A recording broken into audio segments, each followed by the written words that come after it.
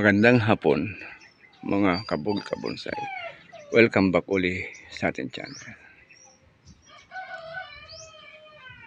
Update ko lang tong aking 11 years old Kaimito Star Apple. Ayan siya mga ka-idol, mga kabonsai.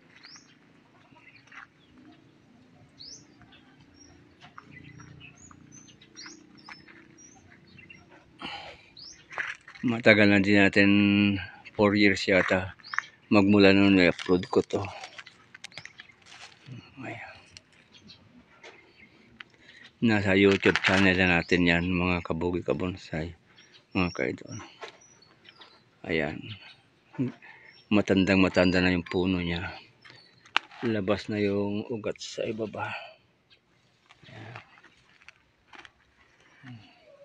Hanggang dito. Matanda na. May 11 years old bonsai Kaimito Star Apple. Ayan. Maghahanap tayo ng magandang paso para may lipat na mga kabonsai. Masyado na siyang mataas, nag-wild na. Hindi na siya bonsai. Ang gagawin natin siguro mga kabonsai, imamarkot natin ito pa, para pag may ugat na pwede natin putulin. Maganda na sigurong tignan pag ito lang natitira. Yan.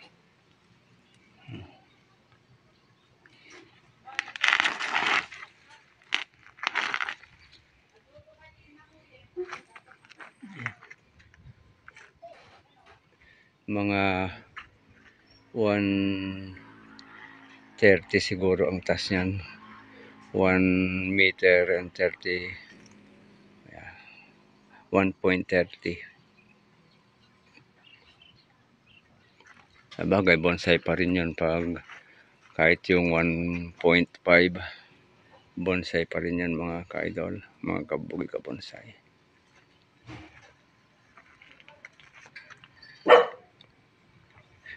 Siguro maganda na yung ugat nito. I-expose natin mga kabonsai.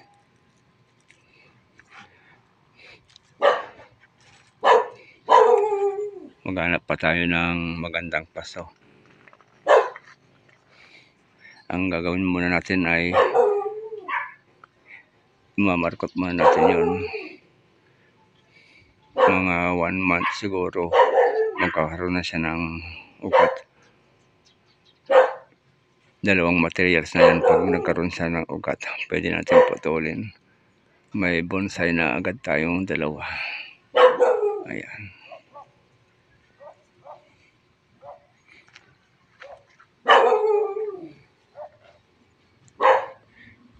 Thanks for watching mga kabonsai. Yung mga hindi pa po nag-subscribe sa aking channel, subscribe na po kayo. Pakipindot na rin po yung notification bell para updated po kayo palagi sa susunod ko pang mga upload. Bye bye. God bless you all.